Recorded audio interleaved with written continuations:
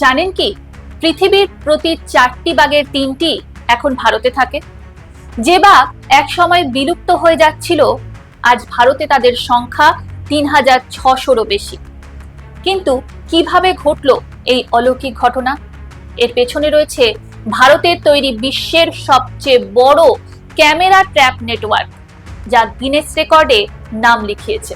বর্তমানে ভারতের জঙ্গলে বুনো বাঘের সংখ্যা দাঁড়িয়েছে 3682টি, যা বন্যপ্রাণী সংরক্ষণের ইতিহাসে এক অভূতপূর্ব ও ঐতিহাসিক সাফল্যের প্রতীক।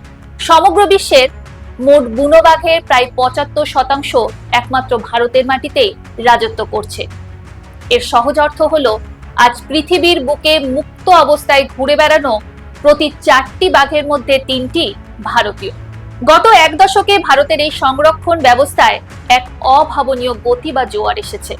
2014 সালে দেশে বাঘের সংখ্যা ছিল মাত্র 2226টি, যা থেকে বর্তমানে বাঘের সংখ্যায় প্রায় 70% বৃদ্ধি রেকর্ড করা হয়েছে।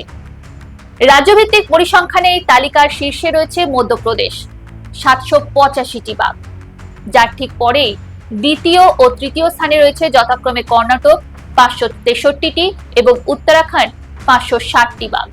বাঘেদের অবাধ বিচরণের জন্য গত এক দশকে দেশের সুরক্ষিত বনাঞ্চলের পরিধি বাড়িয়ে মোট 58টি টাইগার রিজার্ভ করা হয়েছে।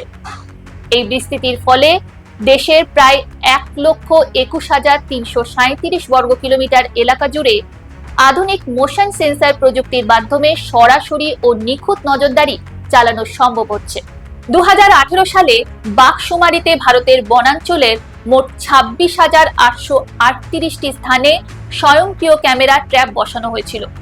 এই বিশাল নেটওয়ার্ক থেকে বন্যপ্রাণীর মোট 3,48,00,000-এরও বেশি ডিজিটাল ছবি সংগৃহীত হয়। এর মধ্যে সরাসরি বাঘের স্পষ্ট ছবি ছিল 76,651টি।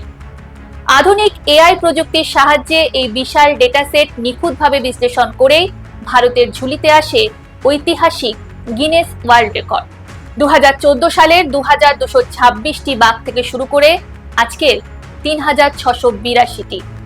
গত এক দশকে 58টি টাইগার রিজার্ভ আর 26,000-এর বেশি ক্যামেরা ট্র্যাপের এই নিখুঁত সমীকরণই ভারতের বাঘ সংরক্ষণকে সফল করেছে, যার ফলস্বরূপ 2018 সালের এই বিশাল ডিজিটাল বন্যপ্রাণী সমীক্ষাটি 2020 সালের জুলাই মাসে আনুষ্ঠানিকভাবে গিনেস ওয়ার্ল্ড রেকর্ডসে পৃথিবীর বৃহত্তম ক্যামেরা ট্র্যাপ নেটওয়ার্ক হিসাবে নিজের নাম লিখিয়ে নেয়।